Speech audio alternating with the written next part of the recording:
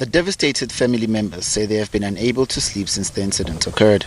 But despite their heavy pain, they are hopeful of a positive outcome. Nigerian security forces say they are tracking the armed gang behind the kidnappings. It comes after President Muhammadu Buhari ordered a rescue operation.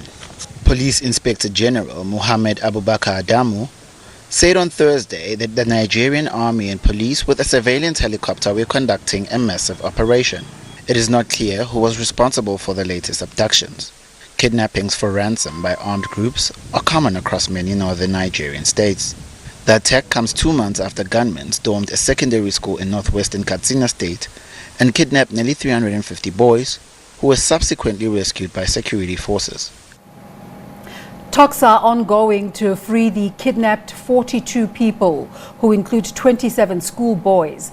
Journalist and political analyst Omoyele Sowore is a Nigerian human rights activist, pro-democracy campaigner and founder of an online news agency, Sahara Reporters. He's kept a close eye on the frequent kidnappings and related security issues in Nigeria. He spoke to SABC News on the variety of issues that surround the recent spate of kidnappings in northwestern Nigeria.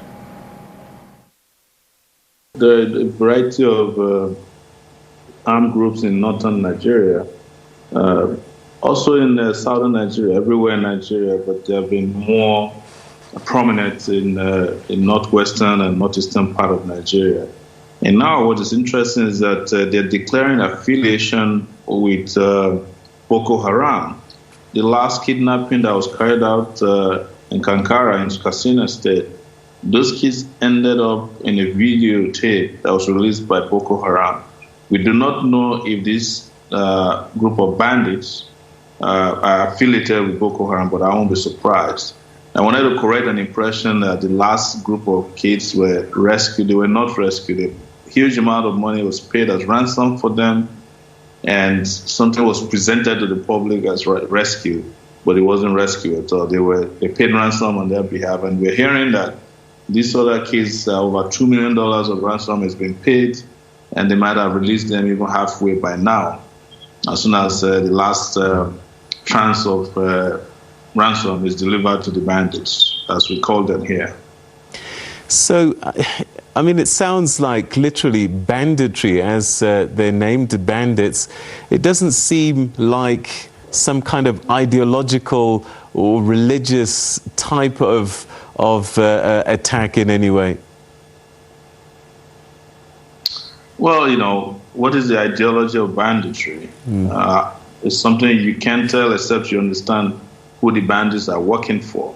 In some cases, we've heard stories that they're working for politicians. In fact, this new set of bandits met with the secretary to the state government of Niger State yesterday, and they looked so comfortable around themselves. They went to their camp with a Muslim cleric who's popular, Sheikh Gumi, and they met with them and discussed how to pay ransom and get the boys, the school kids released. So I don't think they need an ideology. They just keep doing what they're doing because Nigeria is failing as a nation. Nigeria is almost a failed state when it comes to security.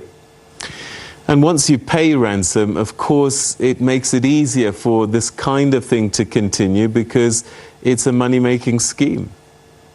Absolutely. As soon as they get paid, they head back to the market to procure more arms, and they're definitely going to strike again very soon and somewhere very close. We just don't know where next. What is it about this area that makes it particularly vulnerable? Is it remote? No security close by? Why this part of the country? Well, I don't think any part of Nigeria is actually safe at this time.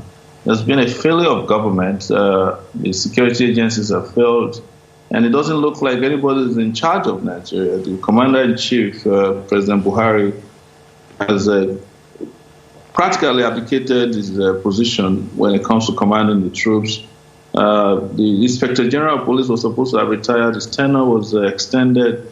It took a lot of pressure to even retire the former service chiefs in the armed forces who were eventually bribed with ambassadorial position. I don't know why. But nothing seems to be working here. That's the sad part. This place is falling apart. I mean, Nigeria, and nobody seems to be in charge. President Buhari is completely and absolutely, I can tell you that categorically, incompetent and incapable of running Nigeria. And the result is what you are saying. So maybe where you head from next is the southern part of the country. You never know, because everywhere seems to be falling apart in terms of security, physical security. He's a former soldier. I mean, when it comes to perhaps running other parts of government, one would have expected that security might be something that comes naturally to President Buhari. Well, if you look at what brought Nigeria to where it is now in the last 60 years, Nigeria was ruined by soldiers and further ruined by former soldiers. Since the advent of democracy some 20 years ago, 2 former soldiers have been president in Nigeria, President Olusegun Obasanjo and now Buhari. Combined, those 2 guys would have spent, must have spent close to 16 years, because 8 years each, if Buhari is allowed to complete this disastrous tenure. They've come back to do what they know how to do, just ruin our spaces, our civil spaces. Tell me about the role that these porous borders are playing between Nigeria and Niger. My understanding is that there's a lot of movement by these bandits backwards and forwards. That's correct, but it's not the only reason why bandits are all over Nigeria. A lot of the bandits are also locals, people who exist in these communities who have been empowered, in some cases by politicians during election. They buy them weapons to suppress their opponents, steal election votes. And when they're done with them, they just abandon them with the weapons and they do whatever they want with it. They form these groups, they kidnap people, they extort money from farmers, and then they engage in sometimes even cattle rustling. Cattle rustling means they steal cows and cattle from those who come from Niger. So sometimes even those who are coming across the border become victims of these local warlords that we refer to as bandits. I don't think it's a border issue. I think it's a leadership issue. When we talk about locals, I mean, it sounds as if a lot of these bandits perhaps are known and can be recognized by local populations. Oh, absolutely. Not only are they known, they are invited and fitted by the government from time to time. They invite them over, they hold meetings with them, they pay them money, they visit them in their camps, and they take photographs, they do photo ops. They come back and the militants or the bandits, these local warlords just continue to do what they are well known. We know their names, we know their location, we know their phone numbers. As journalists, we know them. And the government definitely know them. Security agencies know them. In fact, sometimes the security agencies visit them or take people to visit them when there's need for discussions over ransom. So the Nigerian security is also complicit in keeping things as they are in this terrible shape.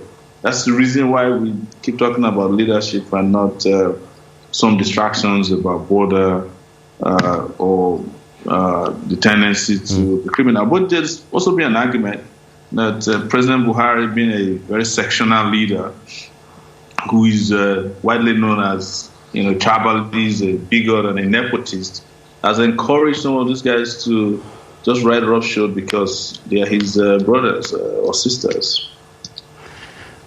I mean, I'm listening to you relate this story and my jaw is dropping because for a head of state to know that his officials in the security services and leading administrators are openly welcoming these bandits to the table, as it were, and life goes on. It's incredible to believe.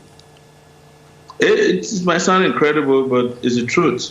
You can just Google search images on bandits and Nigerian officials, governors in Katsina State, in Zamfara State. In fact, in Zamfara State, where a lot of kidnappings has been going on, they even have a budget line item for them this year. I think it's about 200 million naira, which is equivalent of $500,000. It's in their budget. And I don't think the school where these kids were kidnapped from, if you see the images, you'll be shocked. You can't call them schools. They look like pens, you know. They look like pigsties. And then they allocate funds to the militants or the bandits. In fact, in one instance, they gave vans to some of these militants, and they killed an army general in one of the brand new vans that was just given to them by the state governor in Sahara State. This is public knowledge here. Are the people powerless? I mean, these people are voted in to their positions, or is there another way that they end up leading these states? People are not powerless, but they're overwhelmed. You're aware, I think I spoke to your channel during NSAS. That was the mass protest that took place against police brutality. And you saw what the Nigerian government did. They went to peaceful protesters and opened fire on them on October 20th, 2020, and killed several persons and took their bodies away. Some families still can't find their bodies and denied it the next day. So it's overwhelming to have, you know, your country leaders open fire on peaceful protesters who are waving the national flag and singing national anthem.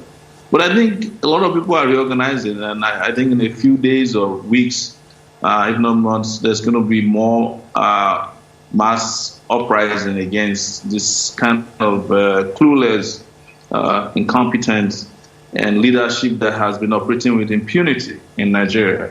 But it's been tough for the Nigerian people. This is not what they bargained for when democracy came 20 years ago. But what I've said consistently is that we didn't know that we're not entering into a democratic era. We're entering into a moronocratic era, I like to say.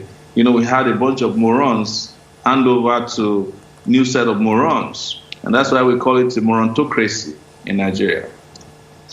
And what's been the official word from President Buhari? How has he explained all of these abductions and the lack of security? President Buhari doesn't talk to Nigerians. We call him a mannequin. They dress him up once in a while and put him out so as to just convince Nigerians that he's still alive. I have not heard a word from him. No word was heard from him in this recent one. The last one, when he spoke, his words were at variance with what was happening, which made a lot of people feel that, understand clearly that he's not in charge. But on this latest matter, not a single word has been heard from Mr. Buhari. Bottom line, what's going to happen is what's happened before. Money will be paid over and these children will be set free. Man, it's a very lucrative business. Kidnapping in Nigeria is very lucrative.